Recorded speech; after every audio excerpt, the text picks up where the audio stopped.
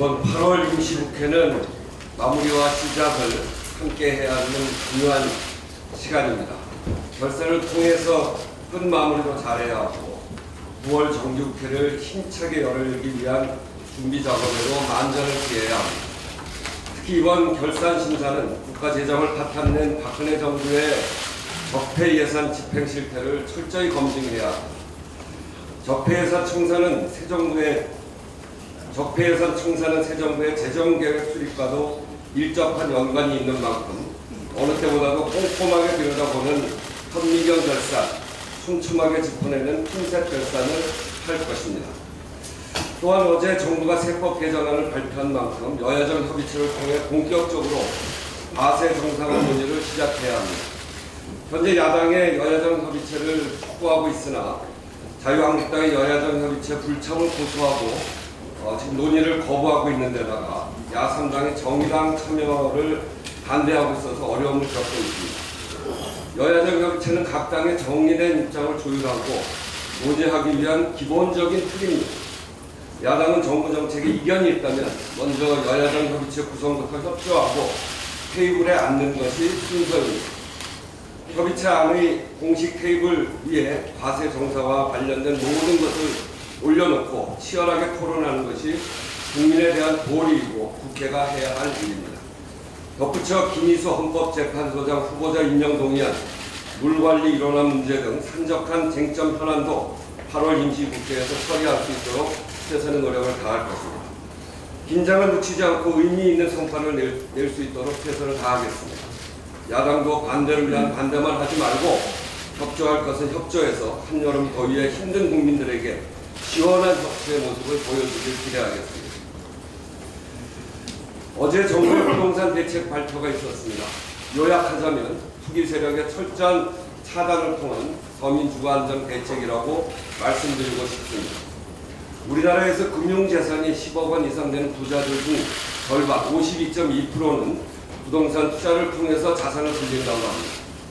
반면 평범한 월급쟁이가 서울에서 내 집을 마련하려면 8년 이상 돈을 꼬박 모아야 하고 신혼부부들이 80% 이상은 주택 비용 때문에 빚을 안고 결혼 생활을 시작해야 하는 상황입니다.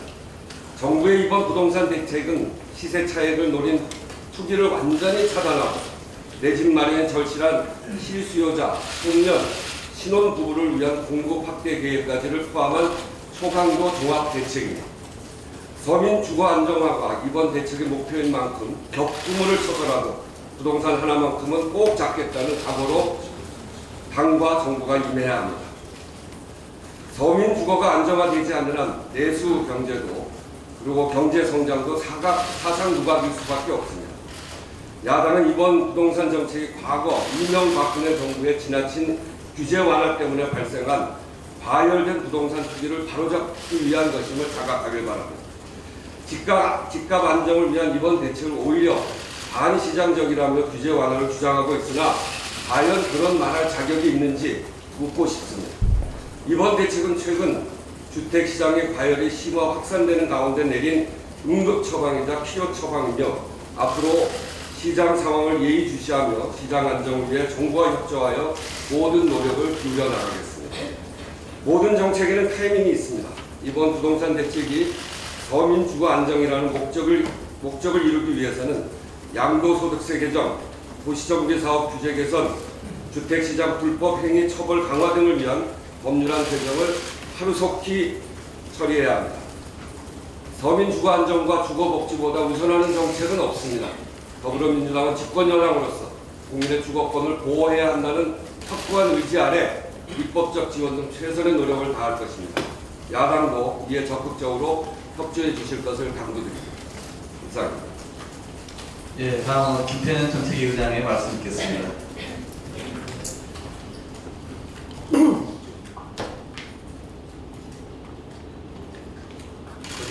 저도 부동산 대책과 관련해서 말씀을 드려야겠습니다. 이렇게 당정 협의를 통해 부동산 종합 대책을 발표를 했습니다. 그런데 발표하고 나니까 야당이 10년 전 참여정부의 대책과 비교해서 비난을 하는데 한 말씀 드리겠습니다. 방금 의원께서 말씀을 하셨습니다. 2003년에 종합부동산세, 그다음 LTV 규제 강화부터 시작해서 2005년에는 보유세와 취등록세를 강화합니다. 2006년에는 DTI 규제를 도입하고 재건축 초과이익 환수제까지 연계해서 추진을 했습니다. 그러니까 사실상 현재의 부동산 투기 억제 수단의 기본 바탕을 참여정부가 설계를 한 것입니다. 예컨대 2005년까지만 해도 부동산 실거래가가 제대로 파악이 안 돼서 나온 계약서 쓰고 세금 탈루하는 일이 횡행했다면 2006년부터는 부동산 거래 실거래가 신고가 의무화되어 현재의 부동산 투기 감시 시스템이 만들어지고 있습니다. 부동산 투기 억제 제도를 도입하고 과세를 강화하기에 과표를 양성화하는 시스템을 갖춰가는 그런 시기였습니다. 투기 억제를 위해서는 실제 도시개발 정책을 주관하는 지자체와 손발이 잘 맞아야 합니다. 당시에 그게 매우 어려웠습니다. 당시 서울시장은 이명박 대통령이었습니다. 전 대통령이었습니다. 그런데 아시다시피 서울 곳곳에 뉴타운 재개발한다는 명분으로 부동산 투기 억제는 큰 오히려 서울시가 나서서 부동산 투기 심리를 자극했습니다. 서울뿐만이 아니었습니다. 2005년 8.3.1 대책이라고 재산세 중과세 방안을 발표하며 당시 한나라당 단체장은 이를 전부 거부하기했습니다. 고가주택 소유자들에 대한 세금이었던 종부세 도입, 그건 또 세금 폭탄 운용하면서 얼마나 반대를 했습니까? 각종 투기 억제 정책을 도입해 어떻게든 투기를 억제하려 했던 참여정부에 비하면 지난 10년간 집권 세력이었던 자유한국당의 전신 새누리당은 오히려 부동산 투기를 방조해 왔을 뿐만 아니라 어떤 노력도 문법만큼이라도 했는지 오히려 되묻고 싶습니다. 잘 아시겠지만 MB정부, 특히 박근혜 정부에서 이른바 인위적인 경기 부양을 한다고 초이노믹스를 실행한다고 부동산과 관련한 각종 규제를 푸는 바람에 투기 자금이 부동산 시장에 유입되게 하는 그런 빌미를 제공을 했습니다. 오히려 자유한국당, 자민정당까지 포함해서 현재의 부동산 시장의 왜곡 현상에 대해서는 반성적으로 성찰해 보시기를 권하고 싶습니다. 2008년 금융위기 때 전 세계적으로 집값이 폭락하고 집이 잃고 길거리에 나가는 사람들이 부지기수입니다. 참여정부 때 아까 말씀드렸던 그런 제도를 마련해 뒀기 때문에 우리나라는 그나마 안전판 역할을 할 수 있었던 겁니다. 그러니까 참여정부 때 부동산 정책과 관련한 여러 가지 제도의 최대 수혜자는 이명박 정부였습니다. 지금은 당시 만들어 놓은 제도를 기반으로 부동산 거래 현황을 국토부와 국세청이 실시간 모니터링할 수 있는 시스템을 갖추고 있고 투기 조짐이 조금이라도 보이면 즉각 해명할 수 있는 여러 수단을 갖추고 있습니다. 앞으로도 투기 수요는 철저히 근절하고 실수요자를 위한 주택 정책을 추진해 갈 것입니다. 국토부가 발표한 자가 보유율을 보면 2010년 전국 평균 61.3%였던 것이 2016년에 59.9%까지 떨어졌습니다. 서울의 경우 2010년 자가 보유율 51.3%에서 지난해 45.7%까지 떨어졌습니다. 그 사이에 대한민국 가계부채 총량은 2010년 847조에서 2016년 1344조로 늘었습니다. 6년간 무려 500조, 총 60%가 증가를 했는데 부채가 증가를 했습니다. 500조 가계부채가 늘어나는 동안 오히려 자가 보유율이 떨어졌다는 것은 주택이 로컬이 수단으로 전락을 했다라는 것을 의미합니다. 앞으로 공적 임대주택 매년 17만 원씩 공급해 가는 한편 주택 공급을 늘려서 자가 보유율을 획기적으로 늘려가겠습니다. 이제는 지난 정부에서 했던 지난 정부 MB 박근혜 정부에서 유지해온 다주택자를 위한 정책이 아니라 국민 모두를 위한 정책을 펼쳐 나갈 것입니다. 무주택 서민을 위한 내 집 마련 정책 흔들림 없이 펼쳐 나가겠습니다. 다시 한번 강조해서 말씀드립니다. 부동산 시장이 투기꾼들의 놀이터가 되지 않도록 막을 것입니다. 집값 반드시 잡을 겁니다. 우리 서민들의 집 없는 서름을 겪지 않고 흔들림 없이 부동산 정책은 펼쳐 나갈 것입니다. 공감병 갑질과 관련해서 말씀드리겠습니다. 군대 장성군의 사병에 대한 갑질 논란이 또다시 발생하는 것에 대해 깊은 유감을 표합니다. 군인권센터가 발표한 육군 당무대장 부부의 공감병에 대한 가혹행위와 인권침해는 경악을 금치 못할 수준입니다. 부부의 사적인 심부름과 허드렛 일은 기본이고 군대에서 휴가 나온 아들의 간식과 빨래를 시키는 다음에 호출용 전자 팔찌까지 채우고 공감병을 마치 개인의 노예처럼 부렸습니다. 국방부는 이번 사건에 대해서 철저하게 진상을 규명하고 일벌백계를 해야 합니다. 공감병을 비롯한 노예 사병 논란은 어제 오늘의 문제가 아닙니다. 송영무 장관이 자신의 공감병을 민간 인력으로 대체하고 국방부에서 공감병 제도의 폐지를 검토하기 시작한 것은 그나마 다행입니다. 다만 민간인이라 해도 그 비용은 국민의 세금으로 부담하는 것인 만큼 장성급 지휘관 관사에 대한 인력 지원, 그 필요성과 기준에 대해 처음부터 다시 검토하기로 합니다. 그리고 현재 전군에서 약 160명의 병사가 공감병으로 근무하고 있는데 노예 사병은 공감병만 있는 것이 아닙니다. 골프병, 테니스병, 과외병, 보직에도 없는 비공식적 사병들은 그 규모조차 제대로 파악되지 않고 있습니다. 군 간부들이 취미생활과 개인 편의를 위해 병사들을 사적으로 이용하는 잘못된 관행이 수십 년 동안 계속되고 있는 겁니다. 이는 신성한 국방의 의무를 모독하는 것이며 군에 대한 국민들의 신뢰를 떨어뜨리는 것입니다. 더불어민주당과 정부는 국방의 의무와 관련 없는 분야에 병사를 차출할 수 없도록 시스템을 마련할 것이며 장병 공무여건 개선 등 국방개혁을 더욱 강력하게 추진해 나갈 것입니다. 한편 어제 군 복무를 대신하는 의무경찰 제도와 관련해 국가인권위원회의 발표가 있었습니다. 인권위는 의경에게 집회 현장 제1선에서 시위 진압을 하게 하는 것은 의무경찰대법에 규정된 치안 업무 보조 수준을 넘어서는 것으로 의경과 국민의 안전권을 침해하는 행위다 이렇게 판단을 했습니다.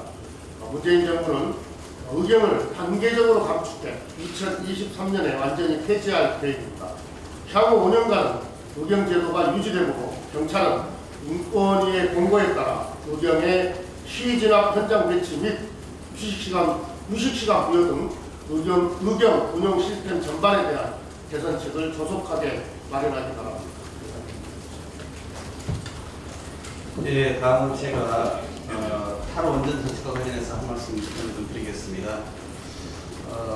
이런 문재인 정부의 이 탈원전 정책을 반대하는 논리 중에 하나가 급진적이다라는 겁니다.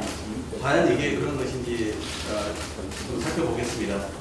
현재 탈원전을 추진 국가가 우리나라를 포함해서 6개의 나라입니다. 이 중에서 우리나라하고 전력 수요 규모가 비슷하고 또 가장 모범적으로 탈원전 정책을 추진하고 있다는 독일은 11년에 걸쳐서 추진하고 있습니다. 반면에 우리나라의 경우는 올해 탈원전을 선언하면 2079년까지 무려 62년에 걸쳐서 탈원전을 추진하겠다는 겁니다. 예. 스웨덴이 26년, 예, 그리고 스위스가 17년, 벨기에가 14년, 대만이 8년 이렇게 걸립니다. 그러니까 우리나라가 가장 오랜 기간에 걸쳐서 탈원전을 진행한다는 것입니다. 가장 모범적으로 탈원전을 하고 있다는 독일의 경우 원전 발전 비중 감축 속도를 100으로 가정할 경우에 각 나라와 비교를 해보면 우리나라의 속도는 19입니다. 다시 얘기하면 독일의 속도의 5분의 1에 해당되는 것입니다.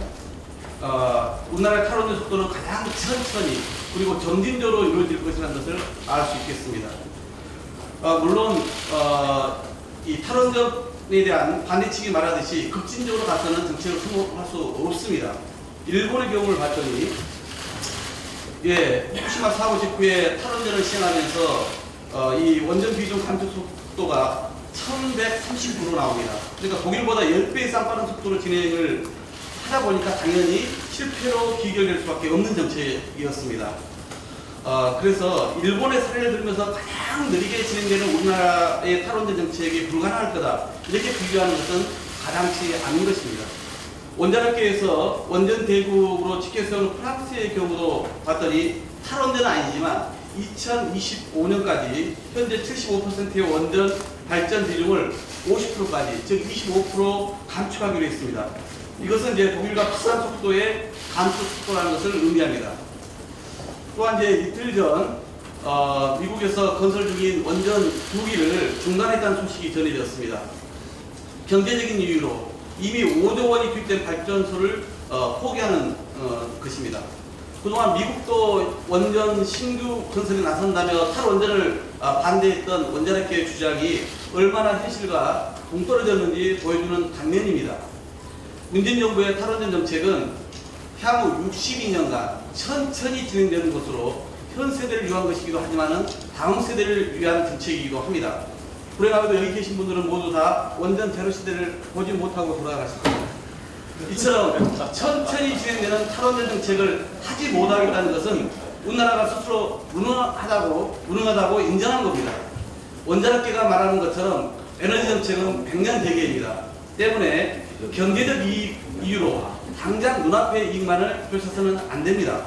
더 이상 소모적인 논쟁은 말고 현 세대와 미래 세대, 그리고 국민의 생명과 안전까지 논의하는 공론의 장이 만들어질 수 있도록 협조하시기 바랍니다.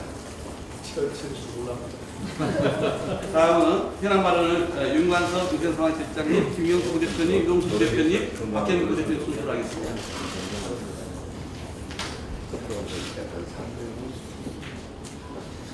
예, 앞에서 부동산 어제 대책 관련해서는 두 분의 발언이 있었습니다만은 좀 더 강조하기 위해서 말씀 드리겠습니다. 어제 주택시장 안정화 방안을 위한 강정협의 이후에 주택시장의 비정상을 바로잡기 위한 강력한 부동산 대책이 발표되었습니다.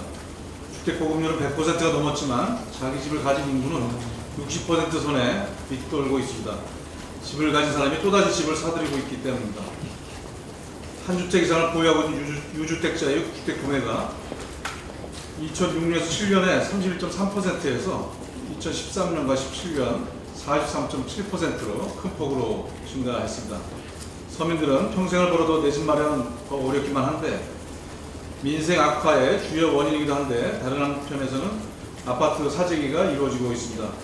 공급은 늘려지고 있는데 주택 보유율은 별 차이가 없다는 김현미 국토교통부 장관의 발표처럼 다주택자의 쌍끌이 집 쇼핑에 서민들의 한숨이 더욱 깊어지고 있는 상황 속에서 관계부처 합동으로 제시한 대책은 본격적인 서민 주거 안정 정책의 시작이고, 또한 부동산 투기 세력에 대한 철저한 대책을 발표한 것입니다.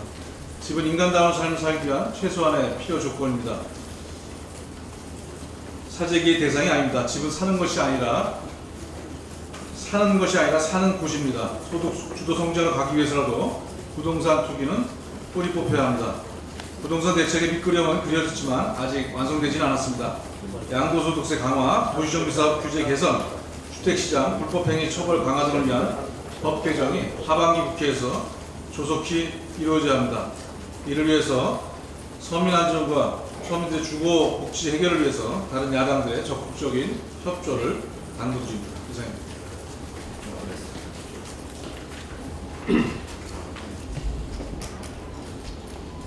정책 여장님께서 한번 언급하셨지만 그래도 다시 한번 강조하는 것에서 말씀드리겠습니다.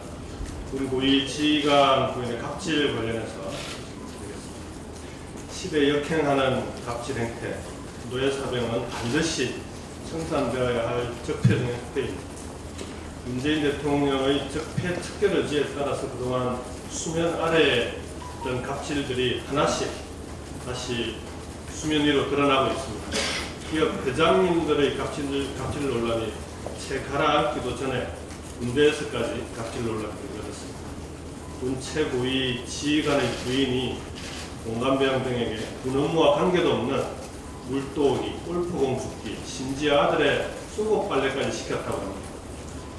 집에서 키우는 식물을 제대로 관리하지 못했다면서 추운 날씨에 발코니에 감금하기도 하고 수시로 폭언과 폭행을 일삼았다고 합니다. 아들 건강하게 잘 키워서 군대 보낸 부모가 죄인입니까? 이러한 행태는 자식을 군대에 보낸 부모들의 마음에 대못을 박는 작태입니다. 같은 부모의 한 사람으로서 분노하지 않을 수 없습니다. 악취나는 군내 적폐를 청산하기 위해서는 그 누구도 예외일 수 없습니다. 해당 사령관이 전력 지원서를 냈다고 하지만 철저하게 감사하고 그에 따른 책임을 묻는 과정이 반드시 잇따라야 할 것입니다. 이번 기회에 지휘관이 병사를 하인 부리듯 하는 노예사병 악습이 추가로 없었는지에 대한 전수조사를 촉구합니다. 시대적 변화와 국민의 뜻에 역행하는 갑질 행태는 청산되어야 할 적폐 중의 적폐입니다. 문재인 정부 임기 내에 갑질이라는 단어가 국민들의 마음에 상처를 주는 일이 없어질 수 있도록 우리 당도 최선을 다하겠습니다.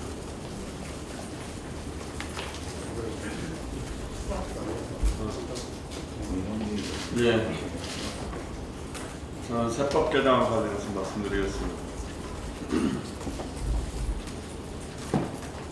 예, 정부의 세법 개정안 발표로 문재인 정부의 핀셋 증세 윤곽이 나왔습니다.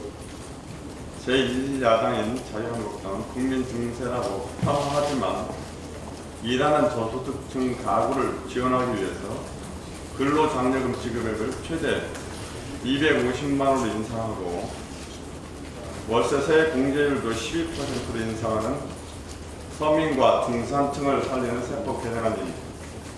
국민의 피 같은 세금을 제대로 걷어서 살이 드는 세금으로 돌려드리는 것입니다.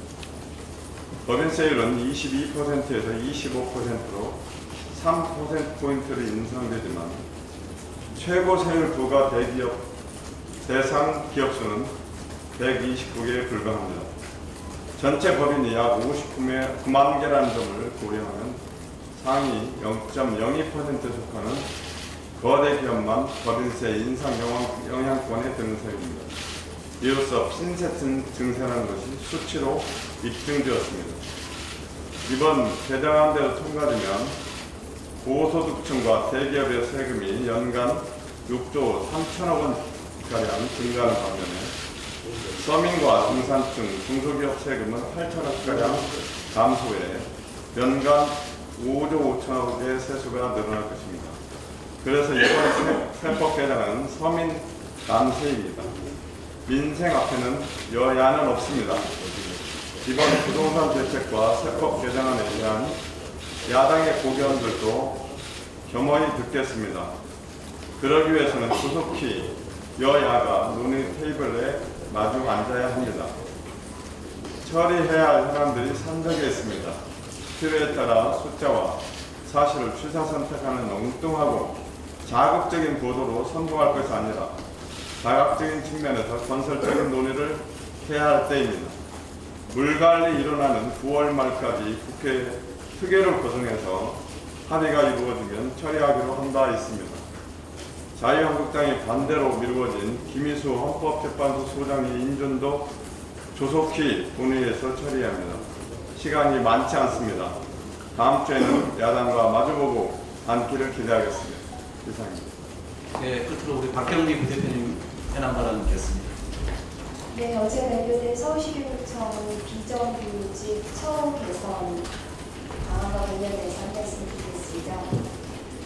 학교는 교사와 학생이 주로 지식을 중심으로 교수학습 활동을 하는 장에서 급식을 비롯해서 다양한 비교과 활동과 방과 활동을 하는 장으로 그 외연이 확장되어 왔고 이를 위해 다양한 인력이 필요해졌습니다. 그렇지만 이에 수반되는 비용을 국가 수준의 예산으로 감당하지 못하는 상황에서 교육청과 학교들은 상당 부분 비정규직을 고용할 수밖에 없었습니다. 우리 아이들의 교육을 위해 헌신하는 많은 분들이 후진적이고 열악한 노동 상황과 신분 체제에 갇혀 있었던 것입니다. 이 상황에서 어제 반비와도 같은 소식이 전해졌습니다.